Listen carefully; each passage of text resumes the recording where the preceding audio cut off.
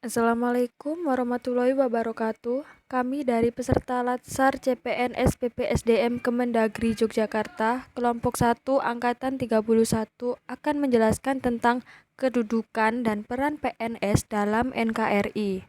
Untuk yang pertama yaitu ada manajemen ASN. Manajemen ASN adalah pengelolaan ASN untuk menghasilkan pegawai ASN yang profesional, memiliki nilai dasar, etika profesi, bebas dari intervensi politik, bersih dari praktek korupsi, kolusi, dan nepotisme. Manajemen ASN lebih menekankan kepada pengaturan profesi pegawai, sehingga diharapkan agar selalu tersedia sumber daya aparatur sipil negara yang unggul selaras dengan perkembangan zaman. Untuk asas-asas manajemen ASN sendiri itu ada yang pertama, kepastian hukum. Yang kedua ada profesionalitas, yang ketiga ada proporsionalitas, yang keempat ada keterpaduan, yang kelima ada delegasi, keenam ada netralitas, tujuh ada akuntabilitas, kedelapan ada efektif dan efisien. Selanjutnya yang 9 yaitu ada keterbukaan non-diskriminatif. Yang ke-10 ada persatuan, yang ke-11 ada kesetaraan, yang ke-12 ada keadilan, dan yang terakhir ada kesejahteraan. Pelayanan publik. Pelayanan publik menurut Lembaga Administrasi Negara adalah segala bentuk pelayanan umum yang dilaksanakan oleh instansi pemerintah di pusat dan daerah dan di lingkungan BUMN atau BUMD dalam bentuk barang atau jasa, baik dalam pemenuhan kebutuhan masyarakat. Adapun prinsip pelayanan publik yang baik untuk mewujudkan pelayanan prima. Nah, berikut ini adalah prinsip pelayanan publik. Yang pertama yaitu ada partisipatif. Partisipatif dalam penyelenggaraan pelayanan publik yang dibutuhkan masyarakat, pemerintah perlu melibatkan masyarakat dalam merencanakan, melaksanakan, dan mengevaluasi hasilnya. Yang kedua yaitu transparan, yang artinya dalam penyelenggaraan pelayanan publik, pemerintah sebagai penyelenggara pelayanan publik harus menyediakan akses bagi warga negara untuk mengetahui segala hal yang terkait dengan pelayanan publik yang diselenggarakan tersebut. Yang ketiga ada responsif.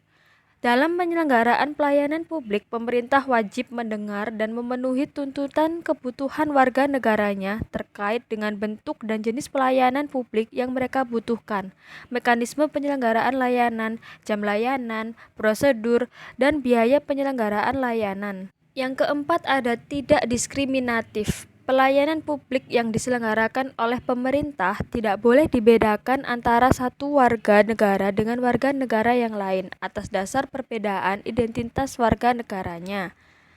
Yang kelima ada mudah dan murah. Artinya, penyelenggaraan pelayanan publik di mana masyarakat harus memenuhi berbagai persyaratan dan membayar fee untuk memperoleh layanan yang mereka butuhkan harus diterapkan prinsip mudah dan murah. Hal ini perlu ditekankan karena pelayanan publik yang diselenggarakan oleh pemerintah tidak dimaksudkan untuk mencari keuntungan, melainkan untuk memenuhi mandat konstitusi. Yang keenam ada efektif dan efisien. Penyelenggaraan pelayanan publik harus mampu mewujudkan tujuan-tujuan yang hendak dicapainya dan cara mewujudkan tujuan tersebut dilakukan dengan prosedur yang sederhana, tenaga kerja yang sedikit, dan biaya yang murah. Yang ketujuh ada aksesibel, yang artinya pelayanan publik yang diselenggarakan oleh pemerintah harus dapat dijangkau oleh warga negara yang membutuhkan dalam arti fisik dan dapat dijangkau dalam arti non-fisik yang terkait dengan biaya dan persyaratan yang harus dipenuhi oleh masyarakat untuk mendapatkan layanan tersebut. Yang kedelapan ada akuntabel. Semua bentuk penyelenggaraan pelayanan publik harus dapat dipertanggungjawabkan secara terbuka kepada masyarakat. Pertanggungjawaban di sini tidak hanya secara formal kepada atasan, akan tetapi yang lebih penting harus dipertanggungjawabkan secara terbuka kepada masyarakat luas melalui media publik. Yang kesembilan yaitu ada berkeadilan. Penyelenggaraan pelayanan publik harus dapat dijadikan sebagai alat melindungi kelompok rentan dan mampu menghadirkan rasa keadilan bagi kelompok lemah ketika berhadapan dengan kelompok yang kuat.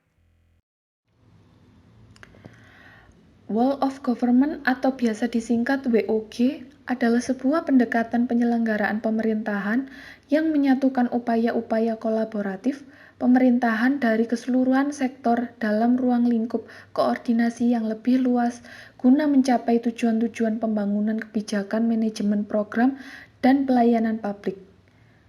Pendekatan Whole of Government dapat dilihat dan dibedakan berdasarkan perbedaan kategori hubungan antara kelembagaan yang terlibat. Ada 3 cara pendekatan Whole of Government. Yang pertama yaitu dengan koordinasi. Yang tipe hubungannya dapat dibagi lagi menjadi 3. Yang pertama, penyertaan, yaitu pengembangan strategi dengan mempertimbangkan dampak. Yang kedua, dialog atau pertukaran informasi.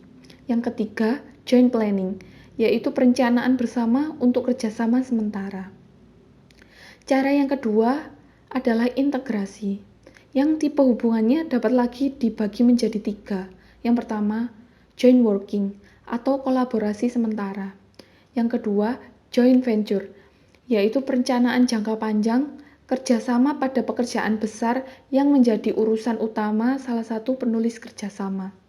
Yang ketiga, satelit, yaitu entitas yang terpisah, dimiliki bersama, dibentuk sebagai mekanisme integratif. Dan cara pendekatan Whole of Government yang terakhir, yaitu kedekatan dan pelibatan. Yang tipe hubungannya dapat dibagi lagi menjadi 3. Yang pertama, aliansi strategis, yaitu perencanaan jangka panjang, kerjasama pada isu besar yang menjadi urusan utama salah satu penulis kerjasama. Yang kedua, union, berupa unifikasi resmi, identitas masing-masing masih nampak. Dan yang terakhir, merger, berupa penggabungan ke dalam struktur baru. Sekian pemaparan dari kelompok 1 tentang kedudukan dan peran PNS dalam NKRI. Semoga bermanfaat dan terima kasih. Wassalamualaikum warahmatullahi wabarakatuh.